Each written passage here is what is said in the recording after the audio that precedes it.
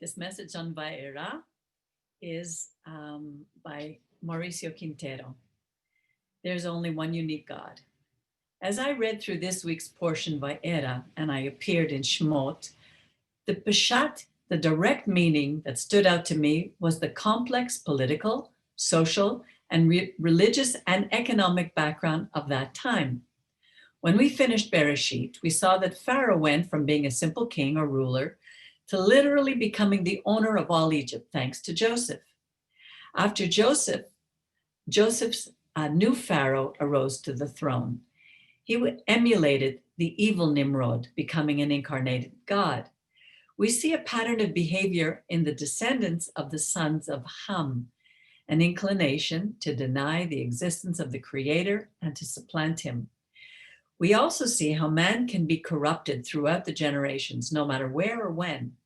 Instead of simply satisfying his basic needs, he prefers to seek wealth, fame, and power to rule over others, and ends his days denying the one true God, the Borei Olam. This is how we see men's egos at the forefront of their nations, blinding them, and what is described in the prophecy in Ezekiel 28:2 about the king of Tyre. Because your heart is lifted up and you have said, I am a God, I sit in the seat of God, yet you are a man and not God, though you set your heart as the heart of God. We see this deification reflected even today, where men usurp the position of God, bringing misfortune and destruction to their nations. As we have seen throughout history, Bonaparte, Hitler, Chavez, Hirohito, and even today, nations like North Korea literally worship their supreme leaders. So if in the modern world it happens that people deify simple men who may have a greater degree of education and knowledge, what would have happened back in Egypt? The answer is clear. The assimilation caused a good part of Jacob's children to forget the God of their parents and turn to Egyptian customs. We can compare this to the story of a frog placed in a pot of cold water, which when slowly brought to a boil, doesn't jump out, but becomes frog soup. Similarly, in the Talmud in Sota 11, our sages wrote that the decline of Israel was a gradual process. They tell us that the time frame between Jacob going down to Egypt and Moshe being raised as a leader was 210 years. Within about 86 to 110 years, they had become enslaved. In Parashat Vayichi, unlike all the other parashiot of the Torah, there was hardly any space between the end of the preceding parasha and the beginning of Vayichi. The Midrash asked, why is that parasha closed? Because at Jacob's death, Israel's eyes and hearts were closed due to their suffering because the Egyptians began to enslave them. This indicates that slavery was born from assimilation from the moment they descended to Egypt. Today, the process towards slavery is born when we begin to live a secular life, separated from the eternal, forgetting to whom we will render an account. This degradation manifests itself in the physical body. It can be compared with a person with cirrhosis of the liver due to alcoholism. Its physical consequences are seen today, and we can deduce that he is an alcoholic. But did his alcoholism begin when he took his first drink and started drinking too much? No, his alcoholism began in his mind before he took his first drink, when he had unresolved issues. Alcohol became the outlet for his emotional illness. In last week's portion of Shmot, we read that Pharaoh was equivalent to the denial of God. It says in Shmot 5:2, and Pharaoh said, who is the Lord that I should pay attention to his voice to let Israel go? I do not know the Lord, and moreover, I will not let Israel go. Then in a prophecy against Egypt, we clearly see who Pharaoh claimed to be from Ezekiel 29:3 and 8. My river, Nile, is mine, and I have made it for myself. We see the relationship of the Israelites with Pharaoh in Exodus 29:6-7, in which we see that Israel's trust was turning toward the new God, Pharaoh. and forgetting the Borei Olam. We also read that the slaves of Israel complained about their physical pain. We still kvetch about our physical pain, but never against the customs of Egypt, nor its denial of God. We read in Shemot 6:5 that they loved the Egyptian culture. And moreover, I have heard the groaning of the children of Israel, whom the Egyptians keep in bondage, and I have remembered my covenant. How do we come to this conclusion? At no time does it indicate that they prayed to the Eternal and asked him to leave Egypt. In fact, we read in the 10 words, I am the Lord your God, who brought you out of the land of Egypt. This is like a child when his parents take him out of the pool, drag him out of the pool when the child prefers to stay in it. When I read this portion, I never saw that they felt uncomfortable in Egypt. What I saw was the nation Israel, without identity, complaining of physical pain, not a lack of relationship with God.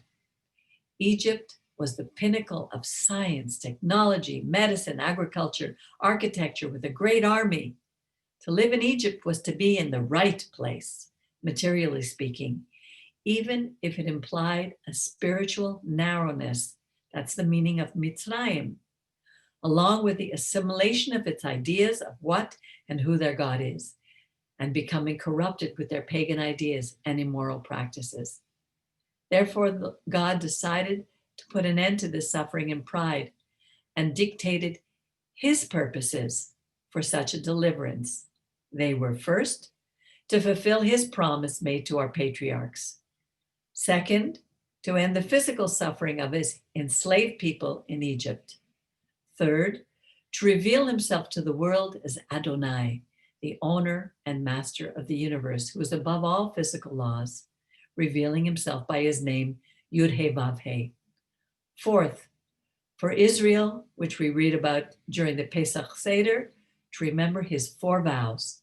I will bring you out from under the burdens, deliver you from their bondage, which is eliminate slavery, redeem you, eliminate the effects and consequences of slavery, and take you as his people with new life, new purpose. And last but not least, to show humanity, and especially the Egyptians, that the Borei Olam is the only true God. V'yadu Mitzrayim ki ani Adonai. And the Egyptians shall know that I am the Lord, and therefore to demonstrate that no man is God on earth. For this God used signs and wonders, marvelous events and miracles through situations in which man could not intervene, but only his hand could perform, and which the magicians of Egypt would recognize as the finger of God. On one hand, the signs begin by one serpent eating another, a true Egyptian symbol.